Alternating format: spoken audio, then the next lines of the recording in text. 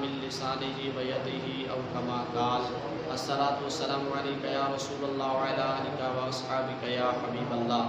اللہ کے پیارے محبوب صلی اللہ علیہ وسلم نے ارشاد فرمایا کہ مسلمان کو ہوتا ہے کہ جس کے ہاتھ سے اور اس کی زبان سے دوسرا مسلمان محفوظ رہے۔ آج ہم مسلمان ہونے کا دعویٰ تو ضرور کرتے ہیں، ہر ایک کے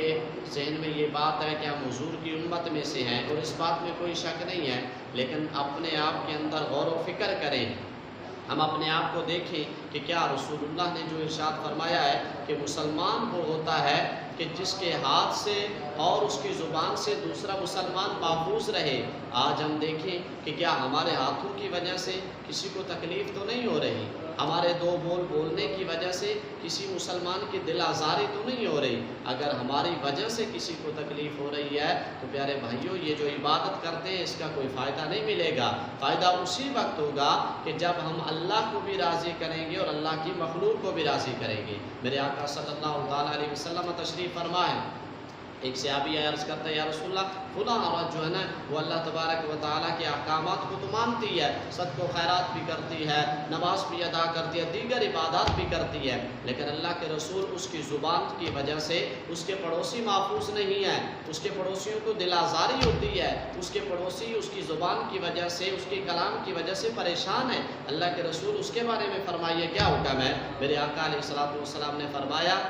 ایسی عورت جو عبادت بھی کرتی ہے، اللہ کے پیغامات کو تو مانتی ہے، لیکن اس کی زبان کی وجہ سے کسی کی دل آزاری ہوتی ہے، فرمایا وہ عورت جہنم میں جائے گی۔ اللہ اکبر! دیکھو، اللہ کے احکامات کو ماننے والی عورت، لیکن اس کی زبان کی وجہ سے اگر کسی مسلمان کو تکلیف ہو رہی ہے تو اللہ کے رسول فرماتے ہیں وہ جہنم میں جائے گی۔ عرض کی یا رسول اللہ، ایک اور وہ عورت ہے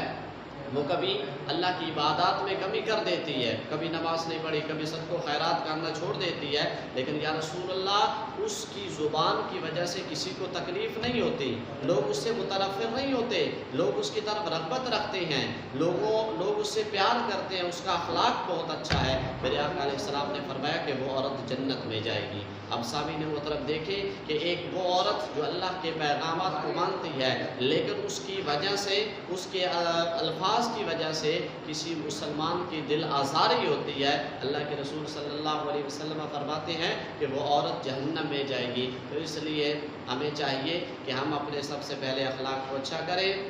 ہماری وجہ سے کسی مسلمان کو تکلیف نہیں ہونی چاہیے۔ اللہ کے رسول صلی اللہ علیہ وسلم ارشاد فرماتے ہیں کہ فرائض کے بعد اللہ کے حضور جو سب سے پیارا عمل ہے، فرائض کے بعد اللہ کے